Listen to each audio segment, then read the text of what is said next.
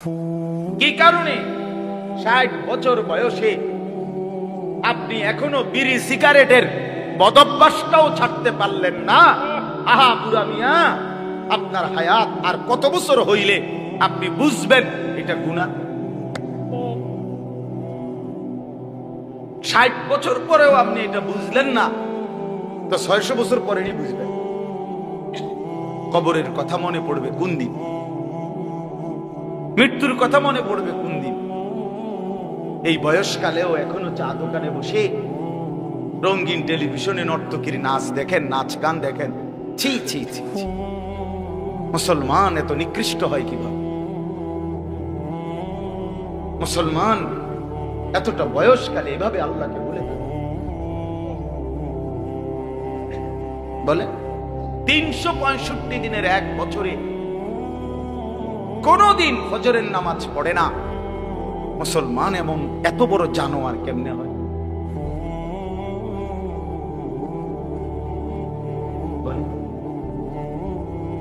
এত বড় জানোয়ার, এত বড় হাইওয়ান মুসলমানের বাচ্চা কেমনে হয়?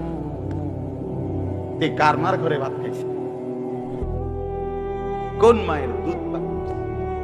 এত বড় গাধার যে কোনদিনও ফজরের নামাজ পড়ে না, যে জানেই না ফজরের ওয়াক্ত কখন। এটা কি হাইওয়ান? কত বড় চতুষ্পদ জন্তু এটা! এই মানুষ কি বলে? চাচারা আপনারা বলেন, আপনাদের যাদের ঘরের ছেলেটা মেয়েটা বছরের পর বছর এক ওয়াক্ত নামাজ পড়ে না, এই জানোয়াররে নিয়ে আপনি হাসরের ময়দানে কেমনে দাঁড়াইবেন? এটা সংসার? এটা বুঝি বউ বাচ্চা?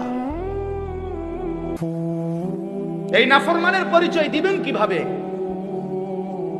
কেমনে দাঁড় করাইবেন? কি সংসার করলেন? কার জন্য উপার্জন করলেন? রক্ত পানি করলেন, মাথার ঘাম পায়ে ফেললেন। এই ঘর, এই সংসার, এই খাট, এই পালং, এই সোফা, এই ফার্নিচার, এই ফ্রিজ, এই সমস্ত আসবাবপত্র, জমি জামা এই অসভ্যদের জন্য বানাইলেন যে একটা সেজদা দেয় না।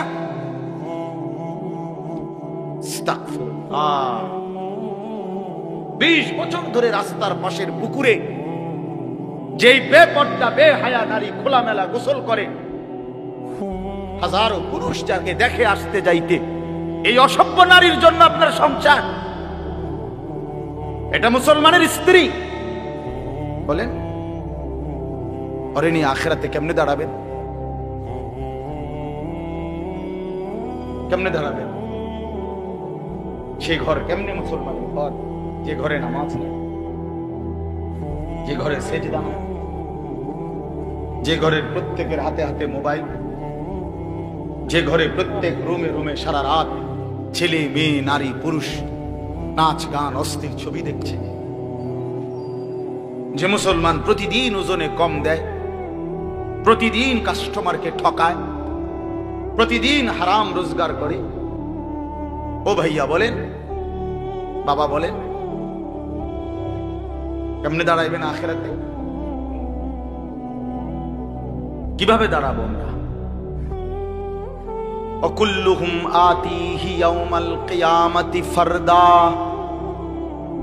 রব্বুল আলামিন বলে, তোমাদের প্রত্যেককেই আমি আল্লাহর সামনে একজন একজন করে দাঁড়াইতে হবে, একজন একজন। ওয়ালা ইউসআলু হামীমুন হামীমা ইউবাসসারুনহুম। রব্বুল আলামিন বলেন, প্রত্যেক পরিচিত অপর পরিচিতকে হাসরের ময়দানে সচক্ষে দেখবে, কিন্তু কেউ কাউকে কিছুই জিজ্ঞেস করবে না। মা বাবাকে দেখবে, বাবা মাকে দেখবে, স্বামী স্ত্রীকে দেখবে, স্ত্রী স্বামীকে দেখবে, মা সন্তানকে দেখবে, সন্তান মাকে দেখবে, বাবা ছেলেদেরকে দেখবে, মেয়েকে দেখবে, ছেলে মেয়ে বাবাকে দেখবে, এলাকার বন্ধুরা স্বজনরা একজন আরেকজনকে দেখবে হাসরের ময়দানে। আমরা মনে করেন আপনারা এখানকার মানুষ, এই যে আপনারা এখন এনে মোটামুটি আপনারা যদি পরিচয় নেন তো একজন আরেকজনকে চিনবেন মোটামুটি, ঠিক না? তো এই রুমই হাসরের মানুষ। এমন না যে আমার এই ইটালির মানুষের লোকে খার করাইবে না, এরা লোক আমার ঘাড় করাবো, কিন্তু আমি কি হেগো এলাকার মানুষ? বুঝেন নাই কথাটা? পরিচিত জনরাই কাছাকাছি দাঁড়াবে, সবাই সবাই চিনবে। আল্লাহ বলছেন ইউবাসসারুনাহুম, সচক্ষে দেখবে একজন পরিচিত বন্ধু আরেকজনকে, আপনজন আপনজনকে দেখবে। তো ওয়ালা ইউসআলু, কেউ কাউকে এক বিন্দু ভালো মন্দ জিজ্ঞেস করবে। ইব্রাহিম আলাইহিস সালাম ইসমাঈলকে ডাক দিবেন, নবীজি বলছেন। ইয়াকুব আলাইহিস সালাম ইউসুফ আলাইহিস সালামকে ডাক দিবেন, ডাক দিবেন কেউ না কেউ। ইয়াওয়াদ্দুল মুজরিমু লাউ ইয়াফতাদি মিন আযাবি ইয়াউমিইযিন বিবানিহি ওয়া সাহিবাতিহি ওয়া আখিহি ওয়া ফাসিলাতিহি আল্লাতী তু'যিহি ওয়া মান ফিল আরদি জামিআ সুম্মা ইউনজিহি। সাংঘাতিক কথা এটা। আল্লাহ বলে হাসরের ময়দানের ভয়ানক দৃশ্য দেখে নাফরমান পাপী বলবে আল্লাহকে, আল্লাহ আজকে এই হাসরের ময়দানে আমার সন্তান যারা, তাদেরকে জাহান্নামে দিয়ে দেন, আমার স্ত্রীকে জাহান্নামে দিয়ে দেন, আমার ভাই বোনদেরকে জাহান্নামে দিয়ে দেন, আমার পাড়া পড়শিকে জাহান্নামে দিয়ে দেন, আমার এই পৃথিবীর সমস্ত মানুষকে জাহান্নামে দিয়ে দেন, তারপরও বিনিময়ে আমারে বাঁচায় দেন। সুম্মা ইউনজি, আল্লাহ বলবেন কাল্লা, না নাফরমান, কখনোই এটা হবে না। তোমার বিনিময়ে গোটা দুনিয়া দিলেও লাভ নাই, শাস্তি তোমাকেই ভোগ করতে হবে। ইন্নাহা লাযা, আল্লাহ বলেন এটা জাহান্নামের লেলিহান আগুন। নাজ্জাতাল লিশশাওয়া, জাহান্নামে যখন ফেলবে নাফরমান, প্রথম সেকেন্ডেই শরীর থেকে চামড়াটা খসায়া ফেলবে, খুলে ফেলবে, গলে গলে পড়ে যাবে। নাজ্জাতাল লিশশাওয়া তাদউ মান আদবারা ওয়া তাওয়াল্লা, আল্লাহ বলে জাহান্নাম থেকে যে পলায়ন করতে চাইবে, আড়াল হইতে চাইবে, জাহান্নাম নিজে টাইনা তার ধরে নিয়ে আসবে। এদিকে আয় নাফরমান, এদিকে, ওদিকে কই যাস গাদ্দার। তখন সেজদা দিতে বলছে, দিলি না কেন? মা সালাকাকুম ফি সাকার ক্বালু লাম নাকু মিনাল মুসাল্লিন। কুরআনুল কারীমের মধ্যে আছে ফেরেশতারা জিজ্ঞেস করবে, নাফরমান তুই জাহান্নামী কেন হলি? নাফরমান চিৎকার করে বলবে, ভাই আমি নামাজ পড়ি নাই। খোদার কসম, কোরআনের আয়াত প্রথম জবাব দিবে এটা, ক্বালু লাম নাকু মিনাল মুসাল্লিন, আমি নামাজ পড়ি নাই। কি ভাবছেন ছেলেরা, বাবারা, আপনারা কি ভাবছেন? কাল লাগে কি কামাই করেন? কি আশ্চর্য মুসলমান! আপন ছেলে 16 বছর, 18 বছর, 20 বছর এক ওয়াক্ত নামাজ পড়ে না, সারাদিন মোবাইল টিপে। এবড়া এই অসভ্যের জন্য এবড়া সুদে টাকা লইয়া, কিস্তিতে টাকা নিয়া, এরপরে এই অসভ্য সন্তানকে বিদেশ পাঠায়। কারে পাঠাইলেন বিদেশ? কাল লাইয়া নিজে হারাম নিলেন এই নাফরমানের জন্য। হয় আপনার কি আখিরাতের কি উপকার দিবে? কথা বলেন না কেন? কি উপকার দিবে? হয়তো হয়তো আমার চোখের সামনেই একটা সেজদা দেয় না, চোখের আড়ালে গেলে কি সেজদা দিব? কার জন্য সুদে টাকা দিলেন? কার জন্য নিজের জাহান্নামটা বরাদ্দ করে নিলেন? কার জন্য নিজের কবরটা বরবাদ করে দিলেন? আস্তাগফিরুল্লাহ, আস্তাগফির। হায় মুসলমান, কোন দিন বুঝবেন আপনারা? কতবার বললে বুঝবেন আলেমদের কথা? কতবার? রাসূলুল্লাহ সাল্লাল্লাহু আলাইহি সাল্লাম বলছেন, কোরআনের আয়াত শোনায় শোনায় উম্মত, আল্লাহ তাআলা কোরআনে বলছে, তোমরা যারা সুদ ছাড়ো নাই, তোমরা আমি আল্লাহর সাথে যুদ্ধের ঘোষণা শোনো, আমি তোমাদের সাথে যুদ্ধ নামলাম। মনে রাখো না ফরমান, সুদখোর, তুমি আমি আল্লাহর সাথে যুদ্ধ করলা, আর আমার সাথে যুদ্ধ করে কেউ টিকবা না, আমি আসাদ দিয়া জাহান্নামে ছুড়ে মারব। মনে রাখিস কথা, আমি বলছিলাম তোকে আমি হালাল দিয়ে রিজিক দিতে পারবো, তুই আমারে বৃদ্ধাঙ্গুলি দেখাইয়া বলছিস আল্লাহ আপনি পারতেন না হালাল দিয়া, আমি বাটফারি না করলে আমার সংসার চলবে না, আমি ওজনে কম না দিলে আমার সংসার চলবে না, আমি সুদ না নিলে, কিস্তি না নিলে আমার বউ বাচ্চা না খাইয়া মরবো, আপনি বাদ দেন, আপনি অন্য লোকের চিন্তা করেন, আমি আমারটা বুঝি কি নাই তো কি চাচা বলেন, নাই তো কি? আপনি কি বুঝাইতে চাইলেন? না তো আল্লাহকে এটা বুঝাইতে চান নাই? আল্লাহ আমারটা আমি দেখি।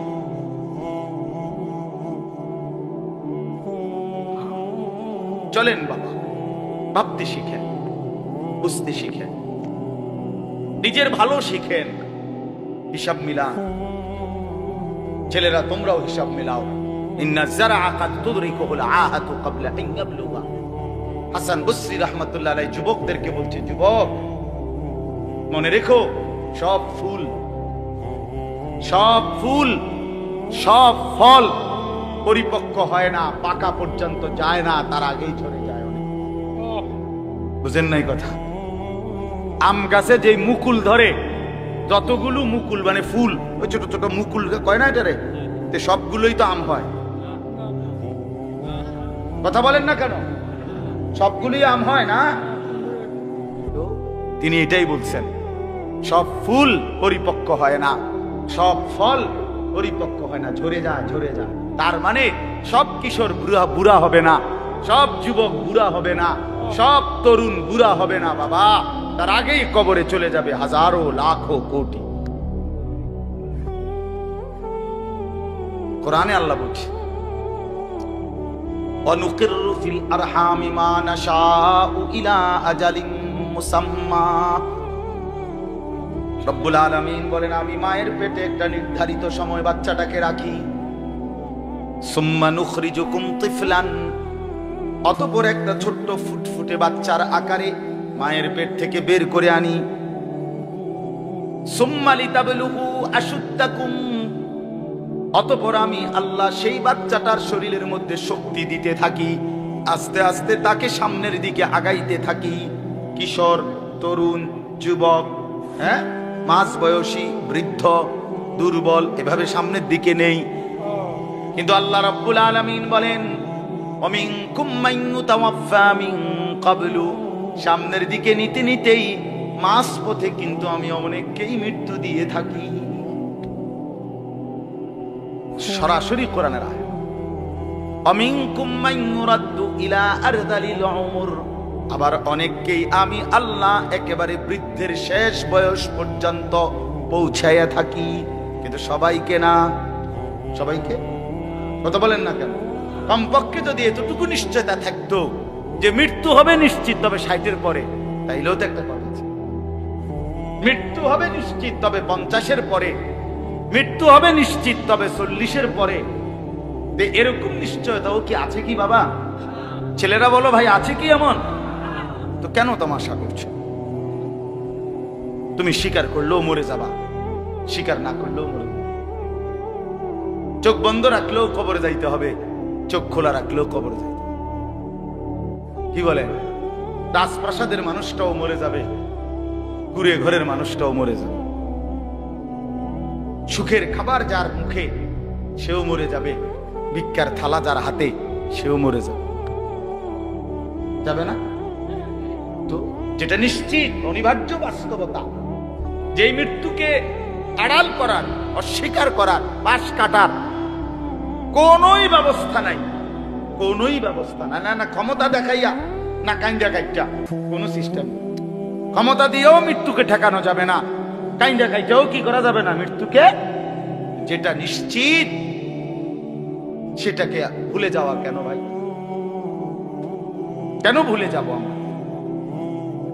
আল্লাহর নবী সাল্লাল্লাহু আলাইহি ওয়াসাল্লামের যে হাদিস আমি পড়ছি, এটাই নবীজি বলছেন, আকসিরু যিকরা হাদিমিল লাযযাত, আমার উম্মত প্রতিদিন বেশি বেশি ওই জিনিসটাকে স্মরণ করো যেটা তোমার সমস্ত স্বাদ আহ্লাদ সমস্ত ব্যস্ততা সবকিছুকে স্তব্ধ করে দিবে।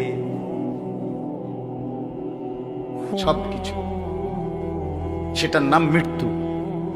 হাদিসে আছে মৃত্যু সবকিছু বন্ধ করবে। তোমার নাক, তোমার চোখের দৃষ্টি, তোমার কানের শ্রবণ শক্তি, তোমার জবানের উচ্চারণ, তোমার জিহ্বার স্বাদ, তোমার হাতের নড়াচড়া, তোমার ব্যস্ততার এই জিন্দেগি স্তব্ধ করে দিবে। দিবে কিনা বলে? আমি অনেক সময় বলি, আমার প্রায় সময় জানাজা পড়তে গেলে মনে হয়, দেখবেন জানাজার নামাজেও মনে করেন 10:30 বাজে জানাজার টাইম দিছে, 10:30 জানাজা, 10:34 বাজে গেছে, 30-40 বাজে গেছে। কিছু মানুষের এই পরিমাণ অস্থিরতা, এই মিয়া টাইম টেবিল ঠিক রাখো না, কইলা 10:30টায় জানাজা, 10টা মিনিট ওভার হয়ে গেছে, কতক্ষণ খাড় করায় রাখবা? মানে উনি ব্যস্ত, ওনার এই 10 মিনিট সময় নাই। আল্লাহর কসম বন্ধু, এই মানুষটাও এরকম ব্যস্তই ছিল। যে মানুষটার জানাজা হচ্ছে এখন, যার লাশ এখানে শোয়ানো, এই লোকটাও এমন ব্যস্তই ছিল। তার হাতেও একদিন সময় ছিল না। আজ গোটা পৃথিবী সব আগার জায়গায়, এই বেচারা শুধু নিস্তব্ধ। চোখের সামনের জলজ্জান্ত মানুষটা স্তব্ধ, আর হাত নড়ে না, পাও নড়ে না, আর চোখ নড়ে না, জিহ্বা নড়ে না। এজন্য দুনিয়ার এই ব্যস্ততার ভিতর দিয়ে আমরা যদি মনে করি যে আমি শুধুই দুনিয়া, ভালো মন্দ, লাভ লোকসান, চাওয়া পাওয়া, প্রাপ্তি অপ্রাপ্তি, মনের চাহিদা পূরণ, সবকিছু শুধু দুনিয়া ভাইয়া, বাবা তো আখিরাত কার জন্য? কবর কার জন্য? তাইলে নবীজি সাল্লাল্লাহু আলাইহি সাল্লাম কাকে তাইলে আখিরাত বুঝাইতে চাইছেন? আল্লাহর কোরআন এমন কোন সূরা নাই, কোরআন শরীফের 114টি সূরা, 114টি সূরার এমন কোন সূরা নাই, এমন কোন রুকু নাই কোরআনে যেখানে আখিরাতের কথা, পরকালের কথা আলোচনা নাই। এই পরিমাণ আল্লাহ তাআলা আখিরাত, আখিরাত, পরকাল, পুনরুত্থান, হাসরের মাঠ, এগুলো আল্লাহ তাআলা এতবার বলছেন, অস্বীকার করার, পাশ কাটার কোন সুযোগ নেই। কোরআন শরীফে আছে সূরা মুলকের মধ্যে, জাহান্নামী যখন চিৎকার করবে, জাহান্নামের ফেরেশতারা তখন বলবে, আলাম ইয়াতিকুম নাযীর, এই নাফরমান, তোমারে কি কেউ কোনোদিন জাহান্নামের ভয় দেখায় নাই? ক্বালু বালা, সে বলবে হ্যাঁ, ক্বাদ জাআনা নাযীর, আমার কাছে বহু ভয় প্রদর্শনকারী বান্দা এসেছিল। কত ইমাম, কত খতিব, কত আলেম, কত ওয়াইজ, কত বক্তা, কত পীর, কত মাশায়েখ, কত আউলিয়া, কত বুজুর্গ চোখের পানি ফেলে ফেলে বারবার বারবার আমার এই জাহান্নামের কথা বলছিল, কিন্তু ফাকাদ্দাবনা, আমি মিথ্যা মনে করেছি। ওয়াকুলনা মা নাযালাল্লাহু মিন শাই, আমি আরো বলছি এগুলো আল্লাহ বলে নাই, তোমরা মোল্লারা, মুন্সিরা তোমরা বানায়া বানায়া বলো। হ্যাঁ, অনেক ব্যর্থমিজ লোক আছে, ও এত না, হুজুররা যত কয় এত না, না এবারে জানে, এবারে আগেও একবার ফিডা খাইয়া আইছে, এবারে একবার ঘুরে আইছে হাসুরের মাঠ, ওটা জানে যত কয় এত না। ও কইতে লাগলে সবাই কয়, বাড়াইয়ে কয়, মাইক পাইলে কে না কয়। এই সমস্ত বিদ্রুপ আলেমদের কথাকে আপনি অবজ্ঞা করিলেন। আসলে তো আলেমদের কথা না, কথা যদি হুজুরের কথা হইতো তাইলে না হয় আপনি ফেলে দিতেন, কিন্তু জবানে না হুজুরের কথা, তো সরাসরি আল্লাহ কথা, তো রাসূলুল্লাহর, আল্লাহর, তো সে কথা প্রত্যাখ্যান করলেন কেন? আপনি আমার কথা, আমার ব্যক্তিগত যদি কথা হয় সেটা ফেলে দেন, কথা বোঝেন নাই। কিন্তু উলামায়ে কেরাম আপনাদেরকে নসিহতের মাধ্যমে নিজের ব্যক্তিগত হুজুরদের কথা বলে না, কথা বলেন না কেন? কার কথা বলে? আল্লাহর কথা বলে, রাসূলুল্লাহ সাল্লাল্লাহু আলাইহি সাল্লামের কথা বলে, তো সেটা বাদ দিলেন কেন? সেটা বাদ দিলেন। আমার ব্যক্তিগত কথা তো আপনাদের ধরতে বলি নাই, আমার ব্যক্তিগত কথা বলি, আপনারা দেখি গ্রহণ করেন কিনা বলেন। মনে করেন আমি কুমিল্লা ক্যান্টনমেন্ট থাকি, ময়নামতি সাহেবের বাজার, আমার মাদ্রাসা বাসা ওইখানে। তো আমি কুমিল্লা ক্যান্টনমেন্টে একটা বড় টাওয়ার আছে, গুমতি টাওয়ার। এই গুমতি টাওয়ারের নিচে আন্ডারগ্রাউন্ডে মুদি দোকান এবং তরি তরকারির দোকান। আমি প্রত্যেক দিন ওইখানে তরি তরকারি এবং মুদি যত মাল, এই যে পেঁয়াজ রসুন আদা তেল এগুলো এবং মাছ তরকারি এগুলো ওই গুমতি টাওয়ার থেকেই সবসময় কিনি। আপনারাও সবাই নিয়ত করেন ইনশাআল্লাহ এখন থেকে সবাই কুমিল্লা ক্যান্টনমেন্ট গুমতি টাওয়ার থেকেই তরকারি এবং চাল ডাল তেল কিনবেন। বলেন ইনশাআল্লাহ। কথা বলেন না তো আপনি কি বলবেন? কি কি হুজুর আপনি পাগল হলেন? আমি কিনতাম আমার আমনের ক্যান্টনমেন্ট আমি কিনতাম যাবো, আমাকে দেশে কি মাছ তরকারির অভাব পড়ছে নি? ঠিক কিনা বলেন না কেন? তাহলে এইটা না আমার ব্যক্তিগত কথা, কথাটা আমার বুঝছেন। এইটারে তো আপনারে মানতে কই নাই। আমি তো বলি না আপনারে যে আপনি আমার লগে গিয়ে বাজার করেন। তাহলে আপনি যে বললেন হুজুর এরকম কয়, হুজুরের সব কথা ধরলে চলন যাইতো না বর্তমান জমানায়। আপনারা তো আমার একটা কথাও ধরতে বলি নাই, আপনাকে বলছি আল্লাহর কথা না। আপনাকে তো বলেছি ভাইয়া রাসূলুল্লাহ সাল্লাল্লাহু আলাইহি ওয়াসাল্লামের কথা ধরতেন। আল্লাহর কথা ফিরায় দেয় কেমনে? নবীর কথা ফিরায় দেয়। বলেন বাবা, মেহেরবানি করে এই জন্য বুঝতে শিখেন, বুঝতে শিখেন। তিনটা জিনিস আমাদের মধ্যে লাজেম থাকা চাই। এক হলো তাওহীদ, দুই হলো রিসালাত, তিন হলো আখিরাত। এই তিন জিনিস ভুলে গেলে মুসলমান হয় না। তাওহীদ ভুলে গেলে অর্থাৎ লা ইলাহা ইল্লাল্লাহ, জীবনের সব ব্যাপারে সব বিষয়ে যা কিছু হচ্ছে যা কিছু ঘটছে আমার জীবনের এই সারা পৃথিবীর কায়নাতের সমস্ত নড়া চড়া প্রত্যেকটা বিন্দু বিসর্গ করছেন শুধুই একজন, তিনি আল্লাহ। তিনি কে? লা ইলাহা ইল্লাল্লাহ, আল্লাহ ছাড়া আর কোনো ইলাহ নাই, দেনেওয়ালা আর কেউ নাই, পালনেওয়ালা আর কেউ নাই। এটা তাওহীদ। আর শাজিমের উপর থেকে সাতবক জমিনের নিচ পর্যন্ত যেটা যেমনে যেভাবে আছে সেটা একজনই পরিচালনা করছেন, তিনি আল্লাহ। এই কথা যত দিলের মধ্যে বসাইতে হবে। দুই নাম্বার রিসালাত। রিসালাত মানে হলো মুহাম্মাদুর রাসূলুল্লাহ সাল্লাল্লাহু আলাইহি সাল্লাম, এই কথা গ্রহণ করা। এই কথা আবার গ্রহণ করার কি? এই কথা গ্রহণ করা হইল মুহাম্মদ আল্লাহর রাসূল, আল্লাহ আমার জন্য উনাকে পাঠাইছেন।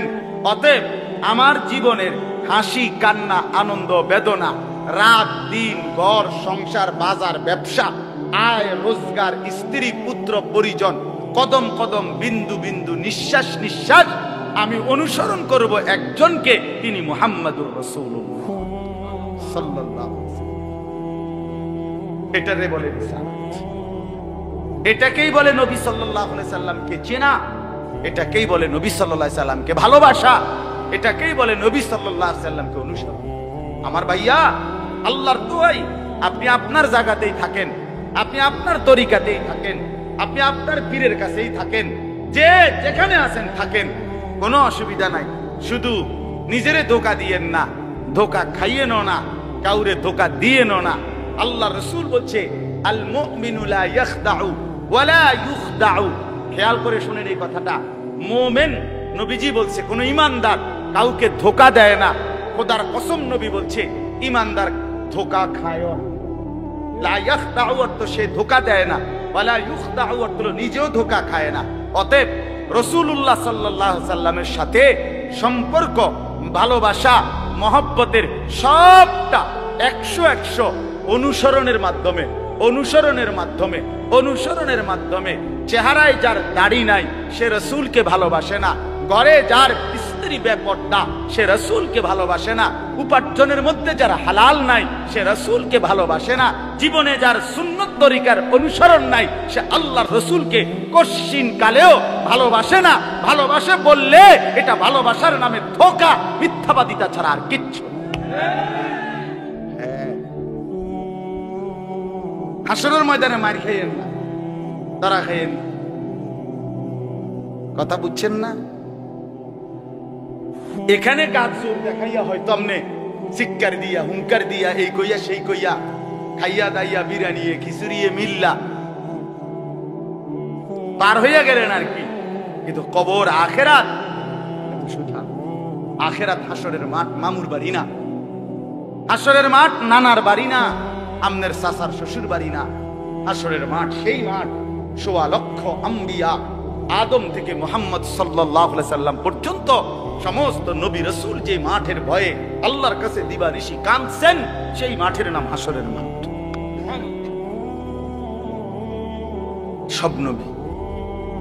সব নবী আল্লাহর কাছে হাসরের মাঠের ব্যাপারে দোয়া করছে। আমাদের নবী সাল্লাল্লাহু আলাইহি সাল্লাম পর্যন্ত যার কোনো গুনাহ নাই, যিনি নিষ্পাপ, সেই নবীজি পর্যন্ত 5 ওয়াক্ত নামাজের পরে সব আলেমদেরকে জিজ্ঞাসা করেন, নবীজি নিয়মিত 5 ওয়াক্ত নামাজের পরে দোয়া করতেন, আল্লাহুম্মা হাসিবনি হিসাবান ইয়াসীরা। আল্লাহ, হাসরের মাঠে আমার ভয় লাগে, আমি মুহাম্মদের, আপনার বন্ধুর হাসরের মাঠের হিসাব সহজ করে দিন। নিজের ব্যাপারে বলছে। এই জন্য বাপ রাগ হইয়েন না। 1 নম্বরে তাওহীদ, কলিজার ভিতরে ঈমান মজবুত করতে হবে। 2 নম্বরে রিসালাত, জিন্দেগীর মধ্যে রাসূলুল্লাহ সাল্লাল্লাহু আলাইহি সাল্লামের অনুসরণ নিশ্চিত করতে হবে। কেন মিসওয়াক করেন? আপনি জানেন নবীজি মিসওয়াক করতেন, এই জন্য করেন। কেন দস্তরখান বিছায়া খানা খান না? আপনি জানেন, শুনছেন যে নবীজি সাল্লাল্লাহু আলাইহি সাল্লাম দস্তরখান বিছায়া সমান জায়গায় খানা খাইতেন, এই জন্য আপনি ইচ্ছা করে এটা বিছান না। কারণ আপনার কলিজার ভিতরে সিদ্ধান্ত, আমি মুহাম্মদুর রাসূলুল্লাহ সাল্লাল্লাহু আলাইহি সাল্লামের বিরোধিতা করি। কেন আপনি দাড়ি কাটেন? কারণ আপনি শুনছেন নবীজি দাড়ি লম্বা করতে বলছে, এই জন্য আপনি এটা বুঝাইলেন। রাসূলুল্লাহ সাল্লাল্লাহু আলাইহি সাল্লাম আপনি কইছেন, আচ্ছা আমরে দেখাম। আপনি জানেন, হ্যাঁ, আপনার বাম পাও দিয়ে ঢুকতে বাথরুমে টয়লেটে মনে থাকে না। কেন মনে থাকে না? আপনি জানেন না এটা নবীজি বলছে। কথা বলেন না, নাকি ওই কওমি মাদ্রাসার হুজুররা কইছে? কথা বলেন না। মিসওয়াক এটা রাসূলুল্লাহ সাল্লাল্লাহু আলাইহি সাল্লামের সুন্নাত না কওমি আলেমদের সুন্নাত? কথা বলেন না আপনারা। তো এটা করেন না কেন? কারে ওয়াহাবি বলেন? কারে গালি দেন? কেন গালি দেন? কি বুঝে গালি দিলেন? কেন বললেন? বলেন, কি অপরাধের কারণে আমি রাসূলের দুশমন হব? কেন? আমি মিসওয়াক করি এই অপরাধের কারণে না? কথা বলেন না কেন? আমি দাড়ি রাখছি দেখে এই অপরাধের কারণে? কোন আমার স্ত্রী পর্দানশীল, আমার মেয়ে পর্দা করে, আমার ঘরে টেলিভিশন নাই, আমার রোজগারের মধ্যে আমি হারাম করার চেষ্টা করি না, তো সব ক্ষেত্রে রাসূলুল্লাহ সাল্লাল্লাহু আলাইহি সাল্লামের সুন্নাতের উপরে চলার চেষ্টা করলাম, তা আমি রাসূলের দুশমন কেন হলাম? আমি বুঝাইলাম, আমি বলতে মানে আপনি যে কোনো একজন আলেমে দ্বীনকে আপনি কেন নবীর দুশমন বলবেন? এত বড় জুলুম কেন করেন? এত বড় কেন জুলুম করেন বাবা?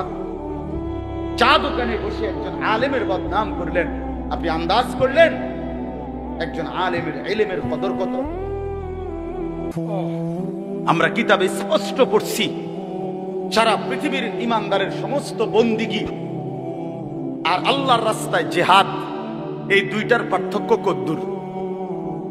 সারা পৃথিবীর ঈমানদারের সমস্ত ইবাদত, একটি সমুদ্রের মধ্যে যদি কেউ আঙ্গুল দেয়, আঙ্গুল চুবায়, তো আঙ্গুলের অগ্রভাগে পানি লাগবে যে দূর, এতে করে সমুদ্রের ঢেউ তো বন্ধ হয়ে যাবে, ঠিক না? নৌকা চলা বন্ধ হয়ে যাবে না? সমুদ্র টের পাবে কিছু? কিতাবে স্পষ্ট আছে, একজন ঈমানদারের সমস্ত মুমিনের সব ইবাদত একত্র করিলে এইটার মর্যাদা হলো আঙ্গুলের অগ্রভাগের পানি।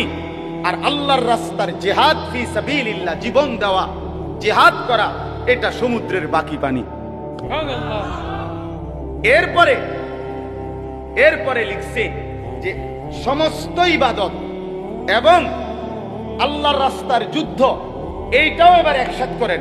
এই সবটা এবার ইবাদত এবং কি জিহাদ সবটা একত্র করিলে আঙ্গুলের অগ্রভাগের পানি, খোদার কসম, আল্লাহর কসম, এলেম, কোরআন সুন্নাহর এলেম, এইটা সমুদ্রের বাকি পানি। বিশ্বাস করে। এবার বলেন এক আলেম দ্বীনের কদর করে আমি কারে টিটকারি করি? কারে?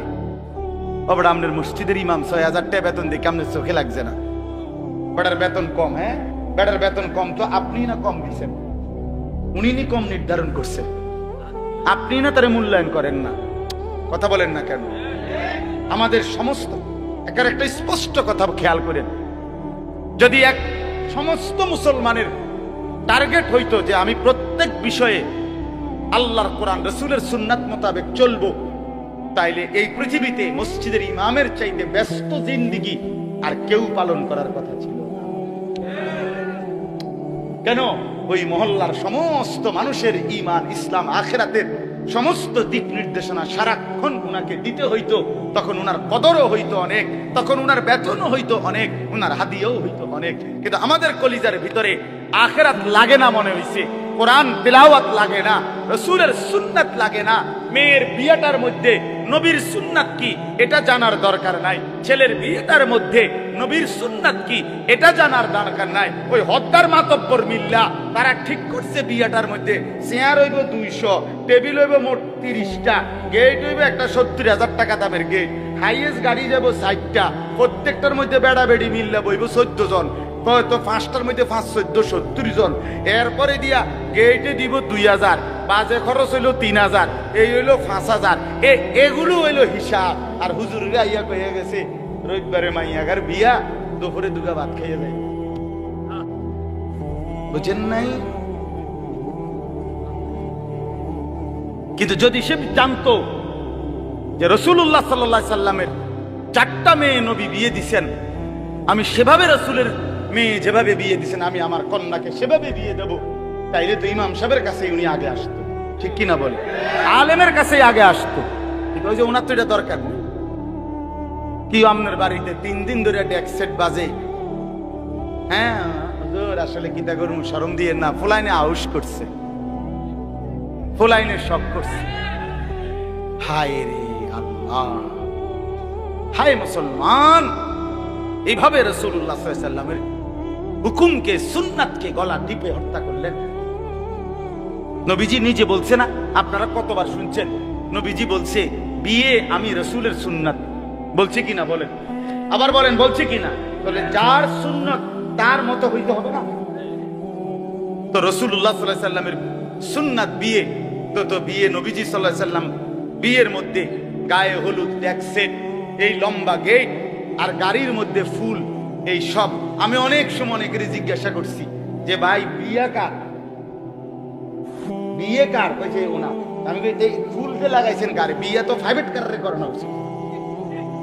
বেকুব যদি পুরা তার সিরা হয়, এই মাতাল হওয়ার কারণে একমাত্র তার সিরা দেখা প্রাইভেট কারের মধ্যে কি লাগাইছে?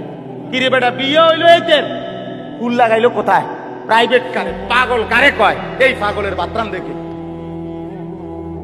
বলেন আপনারা চাচা, আপনারা বলেন, এটা বিবেক নিয়ে কথা। কি বিয়ে করে এতে ফুল লাগায় প্রাইভেট কারের? বলদ দিয়ে আমনে, এর থেকে বড় বলদ আর কি? আস্তাগফিরুল্লাহ, কি পরিমাণ বোকা আমরা। 10,000 টাকা কোথায় লাগাইলেন? 10,000 টাকা এই ফুলগুলো লাগাইতে গিয়ে 5,000 টাকা, 7,000 টাকা, 10,000 টাকা কোথায় দিলেন? 10,000 টাকা পেলে একজন এতিম সন্তান 1 বছর পড়ালেখা করতে পারে। 10,000 টাকা পেলে একজন বিধবা নারী হয়তো তার 2 মাসের চাল ডাল কিনতে পারে। আর আপনি বিয়ের গাড়িটা সাজায় নিয়ে গেলেন, মেয়ের বাড়িতে দাঁড়াইতে দেরি, পাওড়া দিতে দেরি, গাড়িটা থামতে দেরি, ছেলেগুলোরে নামাইলে জামাইরে নামাই নিতে নিতে পরবর্তী সর্বোচ্চ 5টা মিনিটের ভিতরে আইসা দেখবেন একটা ফুলও গাড়িতে নেই। এত বড় বেউকুফ যেটা আমার 5টা মিনিট টিকলো না, আমি কার জন্য সাজাই? কার জন্য সাজাই? এই জন্য বাবা 1 নাম্বার বললাম আল্লাহর প্রতি তাওহীদ, আর 2 নাম্বার হলো পুরা জিন্দেগি রাসূলুল্লাহ সাল্লাল্লাহু আলাইহি সাল্লামকে অনুসরণ করা। 3 নাম্বার হলো আখিরাত। সবকিছুর ক্ষেত্রে ফিকির করবেন। আপনি আমি সবাই মৃত্যুর মাধ্যমে আখিরাতের দিকে যেতে হবে। কিসের দিকে? হ্যাঁ, মৃত্যু মানে শেষ না, মৃত্যু মানে সমাপ্তি না, মৃত্যু মানে শেষ না বাবা।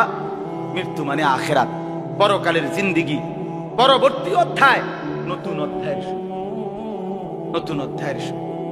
এই জন্য আখিরাতকে ভুললে জীবনের কোনো অর্থ থাকে না। আখিরাতকে ভুললে মানুষ আর মানুষ থাকে না। বিশ্বাস করেন, পরকালের অনুভূতি যার নাই, কবরের অনুভূতি যার নাই, হাসরের ময়দানের বিবেক যার নাই, আল্লাহর কসম ওই ব্যক্তির জীবনের কোনো নিয়ন্ত্রণ নাই। সে যা ইচ্ছা তাই করে, জন্তু জানোয়ার যা করে। সমস্ত মানুষ যারা অপরাধ থেকে বেঁচে থাকে এবং পুণ্য কর্ম উত্তম কাজে লেগে থাকে, তার একটা মূল ফিকির তার কলিজার ভিতরে এটা আছে, আমি গুনাহ থেকে বাঁচতে হবে, আমি নেক কাজ করতে হবে। কেন? আমাকে আখিরাতে যেতে হবে। কথা বলেন না কেন? যে গুনাহ থেকে বাঁচে, কেন বাঁচে? আখিরাত আছে। যে নেক কাজ করে, কেন করে? আখিরাত, আখিরাত আছে, আখিরাত আছে। এই জন্য এই তিন জিনিস শেখা দরকার, কলিজার মধ্যে আনা দরকার। তাওহীদ, রিসালাত, আখিরাত। বলেন কি? তাওহীদ মানে লা ইলাহা ইল্লাল্লাহ। বলেন। রিসালাত মানে মুহাম্মাদুর রাসূলুল্লাহ। আর আখিরাত মানে পরকাল। এখন আসেন শেষ অংশে। আখিরাতের এই পুরা আখিরাতের পরকালের জিন্দেগিটার উদ্বোধন, শুরু মৃত্যু। মৃত্যুর মাধ্যমেই শুরু হয়। এই আমি শুধু যে আয়াতটুকু পড়ছি আপনাদেরকে শুধু তর্জমা শুনাই। আল্লাহ তাআলা বলেন, দুনিয়ার জীবনে, এই অল্প একটু আর দুনিয়ার জীবনে যেই মানুষটা আল্লাহর নাফরমানি, অবাধ্যতা, রাসূলের বিরোধিতা, কোরআন সুন্নাহর বিরোধিতা, আল্লাহর হুকুমের বিরোধিতা করে কাফের, মুশরিক, বেঈমান, নাফরমান, পাপী হয়ে জিন্দেগিটা কাটাইছে, আল্লাহ তাআলা বলেন তার আখিরাত যে কঠিন হবে এটার প্রথম প্রমাণ হলো তার মৃত্যুর মুখে গিয়া আজরাইল, মালাকুল মউত যখন আসবে, আল্লাহর কসম আল্লাহ বলেন তার মৃত্যুর যন্ত্রণাটা হবে অত্যন্ত ভয়ানক। এটা দিয়েই শুরু হবে। সে মালাকুল মউত আজরাইলকে দেখেই আর তার রূহ কবজ দেখেই সে বুঝে ফেলবে তার পরবর্তী স্টেজ বড় বিপজ্জনক, তার সামনের জিন্দেগি বড় বিপজ্জনক। আল্লাহ তাআলা বলেন সমস্ত নাফরমান ব্যক্তি জান কবজের মুহূর্তটা খুব বেশি যন্ত্রণাদায়ক, খুব বেশি যন্ত্রণাদায়ক, খুব বেশি। এই যন্ত্রণার সিস্টেম হইল, নবীজি বলছেন প্রত্যেক নাফরমান পাপী, হাদিসের মধ্যে আছে নেককার ব্যক্তি ফেরেশতা আজরাইল অত্যন্ত সুন্দর আকৃতিতে নেককার ব্যক্তির কাছে আইসা তার রূহ কবজের সময় বলবে, হে পবিত্র আত্মা, আল্লাহর সন্তুষ্টি নিয়ে তুমি বের হয়ে আসো। আল্লাহ রাসূল সাল্লাল্লাহু আলাইহি ওয়াসাল্লাম বলেন, কোন পাত্র থেকে পানি যেভাবে ঢেলে দেয় এটা যেরকম আরামসে পড়ে যায়, বের হয়, আল্লাহর কসম নবীজি বলেন নেককার ব্যক্তির রূহটা মালাকুল মউত আজরাইলের হাতে এরকম আরামসে চলে আসবে। আর আল্লাহর নবী সাল্লাল্লাহু আলাইহি ওয়াসাল্লাম বলেন কোন নাফরমান পাপী এক নম্বরে তার মৃত্যুর সময় প্রথম হইল ফেরেশতা মালাকুল মউত আজরাইল অত্যন্ত নিকৃষ্ট, বিভৎস, কুৎসিত চেহারা নিয়ে তার সামনে দাঁড়াবে। আমার কাছে আরবি কিতাব আছে, ইমাম কুরতুবির কিতাব আত-তাযকিরা, এই কিতাবের মধ্যে আছে ইব্রাহিম আলাইহিস সালাম একবার আজরাইলকে বলছিল, আজরাইল কোন নাফরমান পাপী ব্যক্তির যে সময় জান কবজ করো তখন তুমি যেই চেহারা নিয়ে তার সামনে দাঁড়াও ওইটা আমার একটু দেখাও। কিতাবে আছে আজরাইল বলছে ইব্রাহিম আলাইহিস সালামকে যে আল্লাহর কসম আপনি সহ্য করতে পারতেন না। ইব্রাহিম আলাইহিস সালাম বলেন, না তুমি আমারে দেখাও, আমি দেখুমই। তো আজরাইল ওই আকৃতিটা ধারণ করছে। কোন পাপীর রূহ কবজের সময় উনি যেই চেহারা ধরে, অত্যন্ত নিকৃষ্ট কুৎসিত চেহারা, তো কিতাবে স্পষ্ট আছে, ইমাম কুরতুবী বলেন ইব্রাহিম আলাইহিস সালাম চিৎকার দিয়া বেহুশ হয়ে গেছে। লম্বা সময় পরে হুঁশ আসার পরে উনি চোখের পানি ফেলে আল্লাহকে বলছে, আল্লাহ তোমার কোন নাফরমান বান্দা পরবর্তীতে কবরের আযাব, হাসরের আযাব, জাহান্নামের আযাব আর কিছুই লাগবে না, শুধু কেবল আজরাইলের এই বিভৎস চেহারা যদি একবার দেখে তার 60 বছরের নাফরমানির শাস্তির জন্য এটাই যথেষ্ট, এটাই যথেষ্ট। আল্লাহ নবী সাল্লাল্লাহু আলাইহি সাল্লাম বলেছেন, কোরআনে আল্লাহ বলেন, এই মালাকুল মউত আজরাইল যখন কোন পাপী নাফরমানের জান কবজ করতে আসবে, প্রথম এই কলিজাটার ভেতর থেকে যে রূহ আছে, এই কলিজার ভিতরে, কলবের ভিতরে যে রূহ, এই রূহটা ধরে টান মারবে যখন, একটা টানে কলিজাটা ছিঁড়া, রূহটা ছিঁড়া এই কণ্ঠনালী পর্যন্ত চলে আসবে। কাল্লা ইযা বালাগাতিত তারাকিয়া, কাল্লা ইযা বালাগাতিত তারাকিয়া।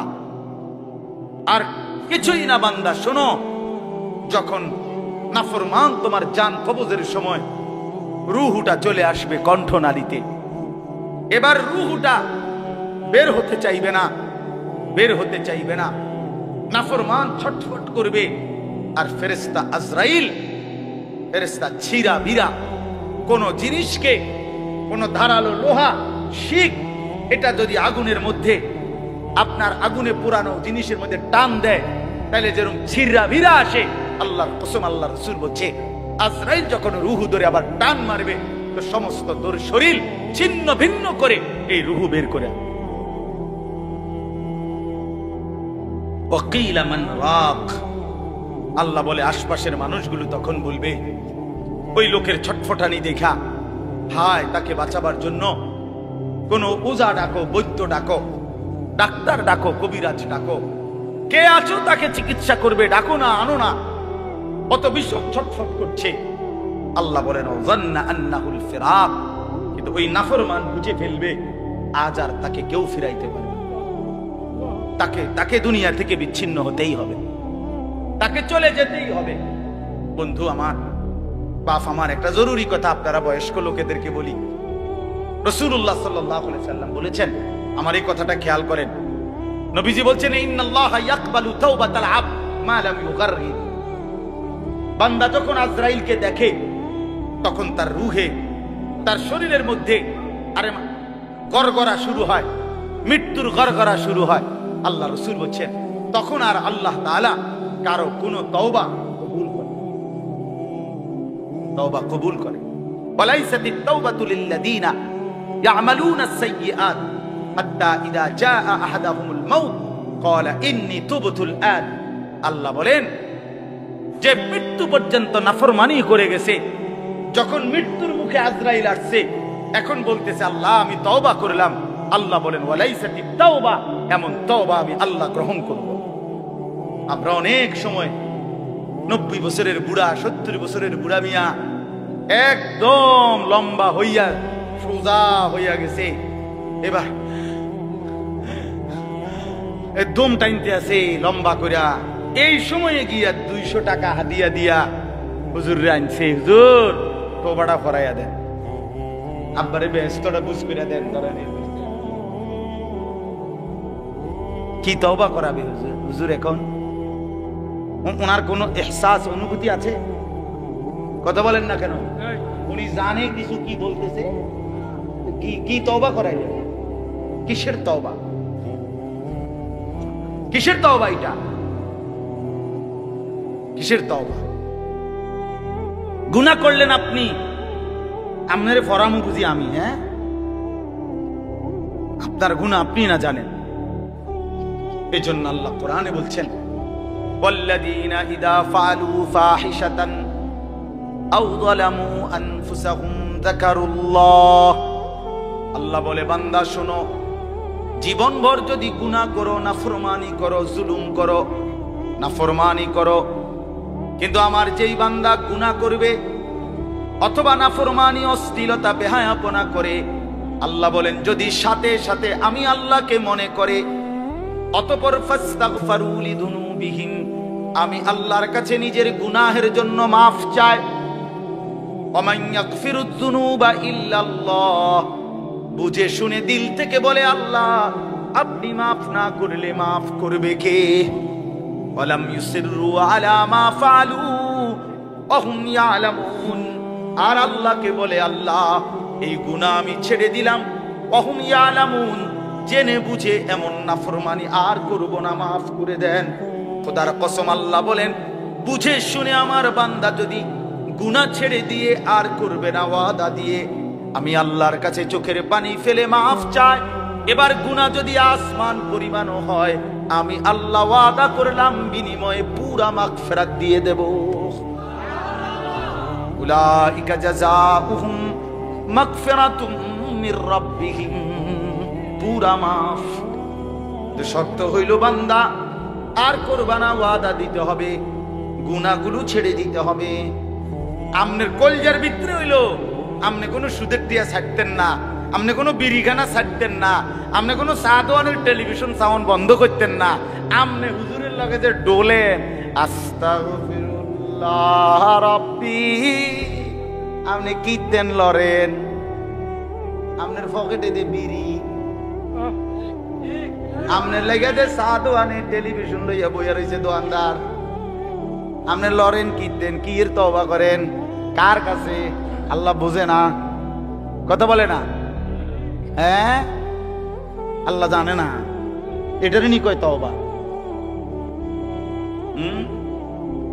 টেলিভিশনের দিকে চাইয়া চাইয়া কর তওবা তওবা তওবা তওবা। আহারে কিতারে বাবা রে, দেশটার মধ্যে কি শুরু হইল? আপনি যেটি চাইতে আছেন এটি শুরু হয়েছে। আস্তাগফিরুল্লাহ, আস্তাগফির। এজন্য বাবা জওয়ান হন, বৃদ্ধ হন, গুনাহ ছাড়তে হবে এখন। কখন বলেন? ওই বাবা বলেন না কখন? এখন এখন এখন, আজ। গুনাহ করলেন যখন ছাড়বেন, দিল দিমাগ আকল হুঁশ আছে যখন, এটা মনে রেখে। আল্লাহ তাআলা বলেন ওয়াযান্না আন্নাহুল ফিরাক, আশপাশের লোকজন তো ডাক্তার কবিরাজ লইয়া ডাকাডাকি করছে, কিন্তু সে বুঝে ফেলছে তাকে দুনিয়া থেকে আলাদা হবে, আর থাকতে পারবে না। ওয়ালতাফাতিস সাকু বিসাক, আল্লাহ তাআলা বলেন ভয়ে আর আতঙ্কে নাফরমান পাপী জান কবজের সময় তার দুইটা পাও মিলাইবার মতো ক্ষমতাও আর তার থাকবে না। পায়ের দুইটা গোসা গোড়ালি এইটা পর্যন্ত দূর লাগানো অথবা সরানো এই ক্ষমতাটাও থাকবে না। এতটা ভয়ে আতঙ্কে পাও নিয়ে পড়ে থাকবে যে পায়ের গোসা গোড়ালিটা পর্যন্ত নাড়াইতে পারবে। ইলা রাব্বিকা ইয়াউমা ইদিনিল মাসাক, আর এই অবস্থাতেই তাকে আল্লাহ তাআলার কাছে পৌঁছতে হবে। কার কাছে বলেন না? এবার দেখেন এই কথাটা ছেলেরা তোমরা শোনো, শুনো, চাচারাও শুনেন, নওজোয়ান তোমরাও শোনো। চারটা আয়াতে কোরআনুল কারীমে আল্লাহ বলছেন, মোট 4 জায়গায়, যে আল্লাহ বলছেন মৃত্যুর যন্ত্রণা নাফরমানের অত্যন্ত কঠিন। এই জান কবজের সময় একেবারে সব সিরালাবে। তো এইটা আল্লাহ বলছেন মৃত্যুর যন্ত্রণা সবচেয়ে বেশি কঠিন, যে মৃত্যুর রুহু কবজের এটা কার হবে, কার জান কবজের সময় যন্ত্রণা হবে কঠিন। আল্লাহ বলছেন ফালা সাদ্দাকা ওয়ালা ইলা রাব্বিকা ইয়াউমা ইদিনিল মাসাক ফালা সাদ্দাকা ওয়ালা সাল্লা। কেন মৃত্যু যন্ত্রণা হচ্ছে, কেন তার রুহুটা ছিঁড়া বিরা দিতেছে? আল্লাহ বলেন কারণ হলো আমার এই নাফরমান বান্দা 1 নম্বরে আমি আল্লাহর কথায় বিশ্বাস করে নাই, 2 নম্বরে ওয়ালা সাল্লা 5 ওয়াক্ত নামাজ আদায়। এই জন্য আমি আল্লাহর কসম দিয়ে হাত জোড় করে বলি, ভাইয়া আমার, বন্ধু আমার, ছেলেরা আমার, তোমরা যারা নামাজ পড়ো না, আল্লাহর কসম কবর হাসর আখিরাত মিজান তো কষ্ট হবেই, মৃত্যুর মুখে তোমাদের রুহু কবজের সময়ও ভীষণ কষ্ট হবে। কষ্ট পাইবা, খুব বেশি দিন না। ফালা সাদ্দাকা ওয়ালা সাল্লা ওয়ালাকিন কাযাবা ওয়া তাওয়াল্লা। আল্লাহ বলেন বরং সে আমার কথা মিথ্যা মনে করেছে, আর আমি আল্লাহর হুকুম থেকে মুখ ফিরাই নিছি। আমি ডাকি এদিকে, সে যায় ওদিকে। আজান হয় মসজিদে, নাফরমান যায় বাজারে। মসজিদে জামাত চলে, নাফরমান চা দোকানে বসে বসে গপ মারে। হ্যাঁ, ওয়ালাকিন কাযযাবা ওয়া তাওয়াল্লা। এরপরে আরো সাংঘাতিক কথা বলছে আল্লাহ, সুম্মা যাহাবা ইলা আহলিহি ইয়াতামাত্তা। আল্লাহ বলেন আমারে তো বিশ্বাস করে নাই, নামাজ পড়ে নাই, আমি আল্লাহর হুকুম থেকে মুখ ফিরায় নিছে, অথচ বউ বাচ্চা সংসারের মধ্যে গর্ব আর অহংকারের মধ্যে চলাফেরা করছে। অর্থাৎ এই যে নামাজ পড়ে নাই, হালাল খায় নাই, এইটা নিয়ে একটু লজ্জিত বিব্রত অনুভূতিটুকুও নাই, বরং বউ বাচ্চার মাঝে ফুর্তি করছে। বাবা বাবা, বুঝেন নাই? টাকা আনছে সুদের, কিন্তু কথাবার্তার স্টাইলে বোঝা যায় এটা যে গুনাহ পাপ ওনার বিবেকের মধ্যে। রোজগারটা যে হারাম, টাকাটা যে ওজনে কম দেওয়া টাকা, টাকাটা যে কিস্তির টাকা, টাকাটা যে সুদের টাকা, টাকাটা যে অবৈধ রোজগার, এটা যে অন্যায়, এইটাও তার বিবেকে নাই। বউ বাচ্চা নিয়ে এভাবে ফুর্তি আনন্দে আছে, মনে হয় যেন পাপগুলোকে তার আর পাপই মনে হয় না, অপরাধগুলোকে আর অপরাধী মনে হয় না। এইবার আল্লাহ শেষ বললাম, আল্লাহ বলে এমন নাফরমান বান্দার জন্য আউলা লাকা ফাআউলা, হে বান্দা তোমার জন্য দুর্ভোগ, তোমার জন্য দুর্ভোগ। সুম্মা আউলা লাকা ফাআউলা, আবারও বলছি আল্লাহ বলে তোমার জন্য দুর্ভোগ, তোমার জন্য দুর্ভোগ। চারবার বলছেন, চারবার। তোমার জন্য লাঞ্ছনা, তোমার জন্য লাঞ্ছনা, তোমার জন্য লাঞ্ছনা, তোমার জন্য লাঞ্ছনা। কয়বার? তোমার জন্য কষ্ট, কষ্ট, কষ্ট, কষ্ট। তোমার জন্য দুর্ভোগ, দুর্ভোগ, দুর্ভোগ, দুর্ভোগ। এই চারবার বললেন কেন? তাফসীরের মধ্যে লিখছে, একবার জান কবজের সময় দুর্ভোগ, 2 নম্বরে কবরে দুর্ভোগ, 3 নম্বরে হাসরের ময়দানে দুর্ভোগ, 4 নম্বরে জাহান্নামে দুর্ভোগ। কয়টা হইল? জান কবজের সময় কষ্ট পাইবা, কবরে কষ্ট পাইবা, হাসরের ময়দানে কষ্ট পাইবা, জাহান্নামে কষ্ট। কয়খানে? আয়াহসাবুল ইনসানু আন ইউতরাকা সুদান। আল্লাহ বলছে মানুষ তুমি কি ভেবেছো আমি তোমারে এমনি এমনি ছেড়ে দেব? হ্যাঁ, কি ভাবছো বান্দা? কবরের প্রথম মিনিট, প্রথম সেকেন্ডে যখন প্রশ্নের জবাব দিতে পারবা না, আল্লাহ তখনই বলে ফেলবে বান্দা, ফেরেশতারা আমার নাফরমান বান্দার জন্য জাহান্নামের বিছানা বিছিয়ে দাও, জাহান্নামের পোশাক পরিয়ে দাও। ফাআফরিশুহু মিনান নার ওয়ালবাসুহু মিনান নার ওয়াফতাহু লাহু বাবান ইলান নার। জাহান্নাম বরাবর দরজা খুলে দাও। আল্লাহর নবী বলেন ফেরেশতারা যখন নাফরমানকে জাহান্নামের মধ্যে রেখে চলে যাবে, আরে কবরের মধ্যে রেখে চলে যাবে, কবরের ডান পাশের মাটি একটা চাপ দিবে বাম দিকে চলে যাবে, বাম দিকের মাটি ডান দিকে চলে আসবে। আল্লাহর নবী বলেন হাত্তা তাখতালিফা আদলাউহু, ডান পাশের হাড্ডি পাঁজর ভাঙ্গা চুরচুর হয়ে বাম দিকে চলে যাবে, বাম পাশের হাড্ডি পাঁজর ভাঙ্গা বন্ধু ডান দিকে চলে আসবে। প্রথম মিনিটেই হাড্ডির শরীর চুরচুর হয়ে যাবে। আল্লাহ ছাড়বে না, আমারেও না আপনারেও। বিশ্বাস দুনিয়া আল্লাহ তারা তো শাস্তির জায়গা না। আল্লাহটা বলছে তো আমি এটা শাস্তির জায়গা না, এটা পরীক্ষার জায়গা। কথা বোঝেন নাই? দুনিয়া কিসের জায়গা? এই জন্য ছাড় দেই না। আমি যদি ডেইলির ফিডে ফিরতাম তো তুমি তো মাথা টিকতাম না। আজকে যারা নামাজ পড়ে নাই, এখন যারা এশার নামাজ পড়ে নাই, মনে করেন এখন গিয়ে ঘুমাবে, ফেরেশতা যদি একটা লাথি মারে, আইয়া একটা কিচ্ছা লাথি মারে যে গাদ্দার ওঠ, তো একটা লাথির লোকে তো 7টা মহাদেশ পার হয়ে যাবে। যদি একটা টানা সটকোনা দেয় ঘাটটা বাড়াইয়া, কি হবে তখন? এজন্য আল্লাহ কোরআনে বলছে আমি যদি বান্দা নগদ শাস্তি দেই তাহলে তো ঘাড় সোজা কইরা একজনও চলতে পারবে না। আমি তো জমিনটাকে, পৃথিবীতে আমি আল্লাহ শাস্তির জন্য না, এটা বিচারের জায়গা না, এটা আমলের জায়গা, বিচারের জায়গা আলাদা। মালিকি ইয়াউমিদ্দিন। চলেন, রাত গভীরে, অনেক রাত হইছে, আমরা আপনাদের কাছে বলার চেষ্টা করলাম, নিজেরা ধাক্কা ধাক্কি না করেন, বুঝতে শিখেন। এই হুজুররা কয় তো ভালোই, আসলে কথাটি ভালো বলছে, আমরা লাগিয়াই কইছে, কিন্তু পারি না। হ্যাঁ, পারি তো না। বাবারা, চাচারা, এই সমস্ত ফাজিলি কথা বলিয়েন না, এই সমস্ত মস্কারি কথা বললেন না যে পারি না। পারবেন না কেন? পারবেন না কেন? পারবেন না। আপনি এই 60 বছরে কি কম কিছু পারছেন? আপনি 60 বছরে হুদা চিড়া খাইছেন? পারবেন না কেন? অবশ্যই পারবেন। আপনি নিয়ত করেন, আমার ছেলেকে নামাজ পড়াবো, মেয়েকে নামাজ পড়াবো, নাতি নাতনিকে নামাজ পড়াবো, আল্লাহর কোরআন শিখাবো, স্ত্রী সন্তানকে পর্দা পুশিদা করাবো। আপনি ফয়সালা নিয়ে ফিকির করেন। না বুঝলে উলামায়ে কেরাম থেকে জিজ্ঞেস করেন যে হুজুর আমি কেমনে কি বলতাম, কেমনে কি করতাম। আপনি শিখেন, আপনি বুঝেন, মৃত্যু পর্যন্ত বলা চালু রাখেন। তাইলে হবে কি, যদি আপনার কথায় তারা ফিরেও না আসে, আপনার লাগাতার বলা, চোখের পানি ফেলা, আপনার অব্যাহত চেষ্টার কারণে হতে পারে আল্লাহ আপনারে মাফ করে দিবে। কিন্তু আপনি যে মাতেনও না, লড়েনও না, আপনি বইয়ে বইয়ে তারার লগে ভাত খান, আপনি আপেল খান, মালটা খান, গপ মারেন, খুশি, অথচ তারা নামাজ পড়ে না। এটা কি ধরনের জিন্দেগি? আল্লাহ আমাদেরকে বুঝার তৌফিক দান করেন।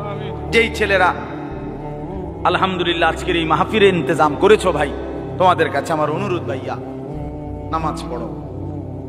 যুবক, আমার অনুরোধ এটা, নামাজ না পড়লে কোনো লাভ হবে না। যারা মাহফিল সাজিয়েছ, এবার জিন্দেগি সাজাও, নিজেকেও সাজাও। এত সুন্দর মাহফিল যাদের হাতে হয়েছে, তুমি কেন নষ্ট হইবা? তুমি বরবাদ হইবা কেন? তুমি মানুষকে ডাকলা আল্লাহর দিকে, নিজে দিলা না সেজদা, তো কি লাভ হইলো ভাইয়া? কি লাভ হলো? এটা কেমন ইনসাফ হলো ভাই? এজন্য দয়া করে বাপ, প্রত্যেকটা যুবক ইনশাআল্লাহ আল্লাহর জন্য, দ্বীনের জন্য নিজেকে সুন্দর করে ইবাদত আমল না করলে হবে না। আগামী দিনে ইসলামের জন্য আরো কোরবানি লাগবে।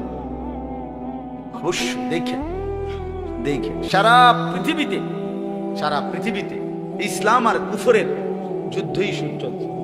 ইসরায়েল এবং ফিলিস্তিনের যুদ্ধ তেল নিয়া। কথা বলেন না কেন? তেল নিয়া, টাকা নিয়া, দিন নিয়া, দিন।